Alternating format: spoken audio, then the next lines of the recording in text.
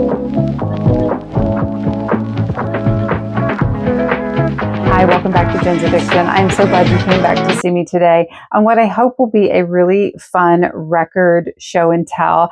I was able to hit some record stores, flea markets, kind of thrift shops, if you will, over the last several weeks when I've been away from home and traveling.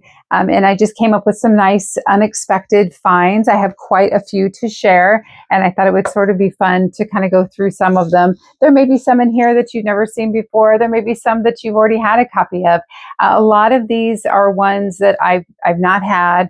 I have been looking for, or maybe I've had in the past as a tape or a CD, and I'm slowly trying to acquire copies on vinyl. There's a lot of artists I really love that I show in here that at the time, for whatever reason, I chose CDs or tapes over the vinyl options, as many of us did, and I kind of always sort of regretted it. So finding them original is super, super cool. So I'm planning at least to try to get through them as quickly as I can. I don't want it to be a super long video, but I hope you all will hang in there with me and be in for the ride and have some fun. If you have already hit like and subscribe and you're back for more, hello again, and thank you so, so much for doing so. I so appreciate you all so much for coming back and supporting me. If you have not hit like and subscribe yet and you're new here, welcome, and I hope that you will stay around and join in the fun. I really do just have a great passion for the things that I talk about.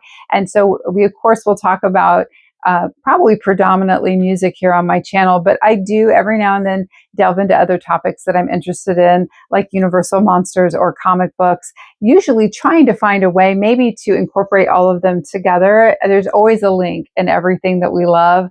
And in this case, I think music, comics, even monsters all sort of go hand in hand.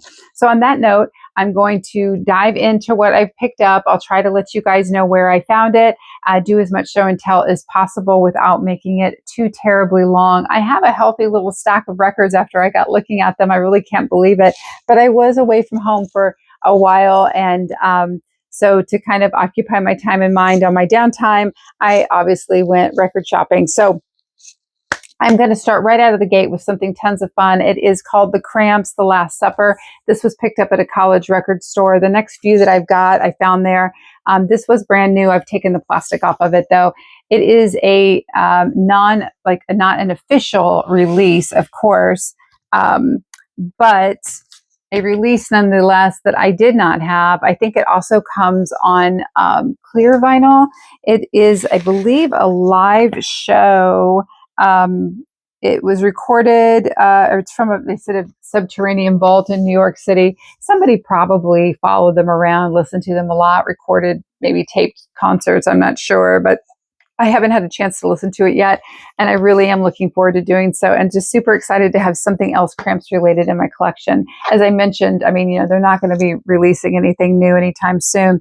This record store day, Duran Duran Lease, live at Budokan, another one from the college record store, brand new. They had a lot of surplus records they were putting on like a sale and an additional 50% off. So I got this one under $10. Most of the next few that I'm going to show, I did not pay retail price for. It was usually about $7 to $10. So I felt really lucky to add this to my collection. So that was Duran Duran. The next two are Morrissey records that I did not already own. This one on clear vinyl, low in high school, again, brand new. Just got it at a super clearance price, so why not? California Sun is the other one that I was able to pick up. Again, just always looking for Morrissey, and if I can find newer records at a really, really good deal, then why not? I hope they play well. That's kind of the big thing, right? Finding out if they play well or not. The next two are 45s that I recently purchased on Discogs. This first one was for a girlfriend. She is a David Bowie collector.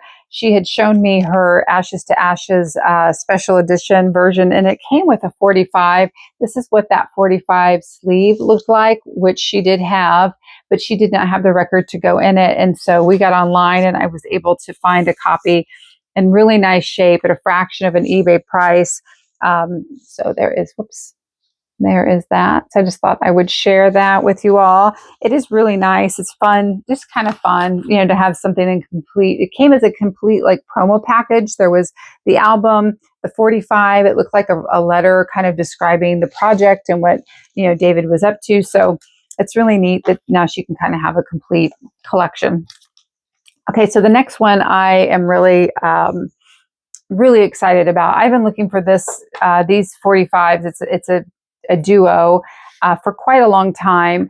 Had never really pulled the trigger, hoping to find them in the wild. And I've been recently listening to Susie and the Banshees drummer Budgie, listening to his audiobook, and he goes into detail about them, kind of their new relationship as a couple, them and the creatures together, which is what this 45 is from, and all the things that led up to this particular photo shoot that they did for this 45 release. And I think I listened to that chapter and immediately opened my phone up to Discogs and just purchased it, because I love it even now more, that like when you start to learn things like behind the scenes stuff. I mean, how can you not?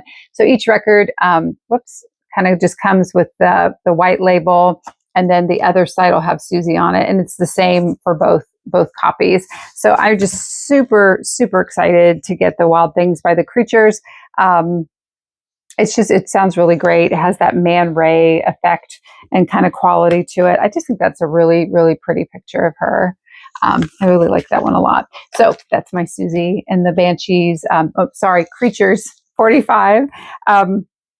And the last 45 I was able to pick up for $2 at a flea market was We Got the Beat. It was in really good shape from IRS. It even still had the spindle in the center. I was sort of joking that, you end up with probably spending $2 or more on the little center pieces to put them on your record player. I feel like I bought that and got the record for free. So there you go. The next one I was able to pick up, these next couple of records are new. They were part of that college record store sale. This one was $7. It was a Shirelles Sing. I think the Shirelles are great. Their song Mama Said and Please Be My Boyfriend are both on this particular record, which I love. So to pick up a new copy for $7, just something fun to listen to and add to my collection, was great. And the other would be Westbound Sound, the Foundations. So they had done a sampling of Westbound Sound music for Record Store Day a couple of years ago, which I really loved. They had another one out this year. This one was not available in my area. I hadn't been able to find it. And it averages probably, upward of, I don't know, $12 to $20, maybe depending on where you look. And so this one I was able to pick up for under $9, but it has Ohio Players, Funkadelic, Junie Morrison on it, you name it. I mean, those are some of my favorites. And it's just a great sampling of Westbound Sound music. If you haven't listened to those samples before, I would highly recommend it. So this next one is a real win as a Depeche Mode fan, which I am. This is an original copy of 101, found at a record store a couple hours north of me here. It is sealed, which I did not realize because the seal was ripped. So I guess it's like sealed, unsealed, but it's never been played. But what really, really thrilled me, oh my gosh, you guys, it's the little things, as you will learn about me. There's a sticker on here for a record store, and it has a date stamp on it. That is the record store that I worked at through in last year of high school, into college. And that date stamp correlates with my time there. I mean, I could have processed and put this out for all I know, but it's such a full circle moment. And I don't know, I just love it to find it at a totally different place, and it's a little bit of home and a little bit of extra memory. So I love that so much. I have picked up a couple of albums. Now the next few that I have to share are new pressings of older things. One of them is for Sarah McLachlan, Fumbling Towards Ecstasy. I wanted an original. I haven't found one yet, but this, again, really, really low cost. They were clearancing out surplus items. So I was able to pick this one up. Ice Cream is my favorite song by her, I think. And I just have really been in the mood to hear her sing. I like her and that same era, Dido too, which I had all their albums on CDs. I did not have any on LP. So that was kind of awesome to be able to pick that up. Sade is another one that I love. I have her original LPs, but this is a compilation album. It has absolutely everything on it you could possibly ever want. to listen to in one time of hers. So I thought that was a huge, huge win. She has a beautiful voice. I love listening to her sing.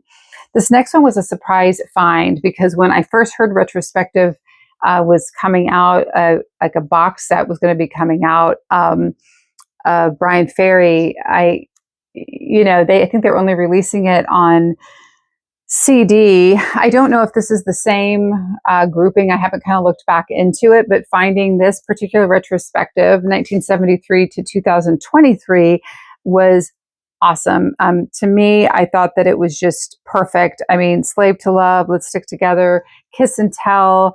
Oh my gosh. I can't even, like, every song you would ever want from him is on here. So just perfect. I mean, obviously besides Roxy Music, of course. And I have said over and over again, I will always say it. I think Brian Ferry and Robert Palmer are two of the best male vocalists of my time. He is, the two of them really, they're like, to me, the Bing Crosby and Frank Sinatra of my era. I love them so much. I think he's fantastic. A little bit of punk rock memorabilia here. Common Writer, this is a reissue of their album. This was special to me because I'm friends with the guys in the band. I was able to buy this, and the drummer, Dan, hi Dan, if you're watching, signed that for me, which is super sweet. And I just love it so much. It just made it extra special. Kind of offshoot members of this band were also in Squirt Gun, if you're familiar with Squirt Gun. Hopefully, maybe I can do a little something on them. Just a ton of fun. If you love that genre of music, especially from the late 80s up through the 90s, it's a win. So that reissue was fantastic. Tears for Fears Shout, the US and UK remix, 12 inches. I had just showcased a 7-inch. So what a surprise. That just kind of fell in my lap. That was a fun pickup. And this version of Blondie's Rapture, which has like, I don't know, 8, 9 different versions of Rapture on it. So I'm going to be enraptured by Rapture. So that was a great find for my Blondie collection. This next one is Susie and the Banshees. I did not have an original version of Nocturne. There they are with Robert Smith playing with them. It was a gatefold release. You had both albums, and their colored sleeves were here. So there we go. And I mean, the albums look great. I was super, super thrilled to get these. So there's a label on that. They just looked wonderful. Slowly finishing up my, if I'm ever finished, but my Susie and the Banshees collection. Again, I had everything on CD that you could want. I had just missed some key pieces on LP, and it just means a lot to me to get those back. So my next little group of duet of records, if you will, is a singer that I love. If you've watched my channel, you know how much I love her. It's Julie London. I did repurchase because it was so clean and looked so great. This is the reissue of her first album. I think, what was that, late 50s, early 60s reissue. What's super cool about this particular reissue, though, is that it has the color insert in it, which I absolutely adore, and shows all the records that were out and about at the time. A few I own, like Martin Denny. And then this is interesting. So Julie London, London by Night, you can see that one right there. That's the original cover for the first edition of that record. I was also able to buy a reissue, a 1960 reissue, so you can see the difference in the cover. So beautiful, in great condition, and sounds fantastic. So that was another Julie London score. I felt so lucky. I've had 2 successful Julie London in the Wild scores. It makes me giddy, Another wonderful singer that I have slowly been trying to build up my collection of is Lena Lovitch. So I did pick up this particular album. I got this at a nice little shop in town. And then across the street from the little record store, I found another Lena Lovitch, this time at an antique mall. This was Hotel Blue. I love Lena Lovitch. I think she just kind of encapsulates the artistry and vocals of that time. Very similar in some ways to me to like a Kate Bush or something. I don't know. I've always really, really loved her. And I realized I just didn't have a lot of her things, so I actively have been looking for Lena Lovitch records. Rush Signals, I am a big fan of Rush. I, of course, have this record. My copy is not in good condition.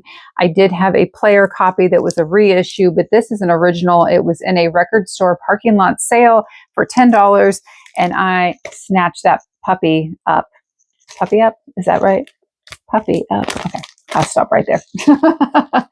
Ecstasy's Murmur. This has Love on a Farm Boy's Wage. I love that song. Ecstasy is just one of those bands. You see certain albums over and over again. I had not seen this album in a long time, so that was a nice find.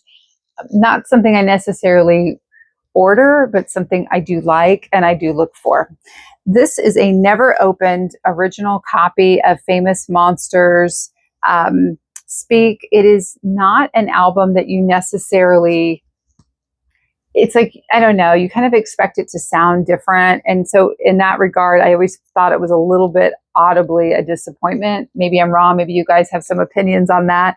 But as a monster fan, a Famous Monster collector, I think that it is just a killer addition to my collection, and you cannot get much better than never opened. So I cannot wait to crack that open and see if it is live. Yeah. Okay. It is alive. I don't know if I'll probably scream with delight though, not with terror. So this next one I also was so stoked to find. Oh my gosh. And it is a clean copy of Kraftwerk's Computer World. It is probably my favorite Kraftwerk album. I just think everything about it is fantastic. Pocket calculator, numbers. I mean, oh my gosh. I have been listening. That's one of those like on my rotation table currently, my obsession. Definitely Kraftwerk. That would be it. This next one is super nostalgia, all wrapped up in a 12-inch EP for me. Agent Orange is when you least expect it. I never could stop playing this. I played it in my car. I had a little mono speaker because somebody stole my speakers out of my Volkswagen. And I played Agent Orange all the time, along with Front 242 and Nitzer and The Cure, and just so much fun. I never expected to find that 12-inch in a million years. Animal Boy from Ramones, not my favorite Ramones record, but one that I am glad now that I own. And it is a really nice copy from 1986. And it's just your traditional black vinyl. Sire Records. This next one I love. It is my first Toya record. I have never owned a Toya record before. I think she is great and I love her music. So I've been on the hunt for Toya, and to find her at a record store, Love is the Law? Yeah, Love is the Law is this particular release. It sounds fantastic. It's a ton of fun. I just really, I mean, look at that picture. That is just about as 80s as it gets, right? I love it. The next one was a surprise find. Bauhaus. I am a Bauhaus fan. The 4AD has a lot of really great cuts in it. Again, not an album I expected to just kind of stumble across, and not one you traditionally see all the time. There is that. And I will leave that for later. Real life outtakes happening in this moment. So the next one that I wanted to touch base on is the Go-Go's Beauty. Part of why I picked this one up is because it's an awesome newer release with Our Lips Are Sealed. The hype sticker is on it, so I really dug that an awful lot and wanted to add that to my collection for fun. I mean, who can say no to the Go-Go's, right?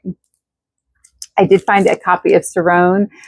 This is Love in C Minor. So I dig that one an awful lot. That was a fun surprise. Some more Cerrone to add to my collection. Pump Up the Volume, 12-inch single. I had just been talking, or no, I guess this is actually the album. I thought it was a single. I had just been talking about a 12-inch single when this album popped up. And I don't know, I just get super confused, but I was excited to get that one. The next one to add to our collection was Apollonia 6. Part of why we wanted to pick this one up, there is a lyric sheet inside, which was also a pull-out poster. So as many of you know, I'm sure that was hung up on people's walls and was lost to time. So to have it all together in a nice, clean copy, I think the last couple I've ever seen had big stickers peeled off of them and goodness knows what else. So I thought that was a wonderful surprise. To get us more into the Halloween mood, I found another creepy classic, this time the Complete Horror Classics Bloodbath with Vincent Price and Suspense with Peter Lorre, the suspense show. This was Till Death Do Us Part and Escape was the one on this side. The album is just a black LP, but each side will have the face of the side for whichever actor is in the radio show. I've been listening to this one. It is really cool. You can hear all those subtle live radio nuances that you get. So, and I'm a big Vincent Price fan, so this is just a lot of fun to find. I think I got that at a comic book show for $5.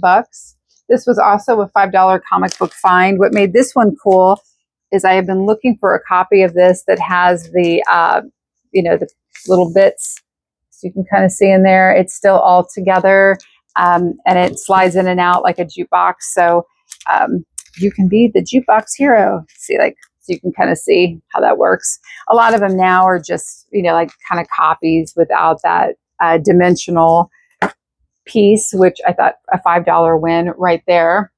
This is a lot of fun. I went online to order this album, and I am a fan too. I went to buy it as a gift for my son. Ninja Sex Party, Master Strokes, 15 Years of Elegance. I ordered this directly from them.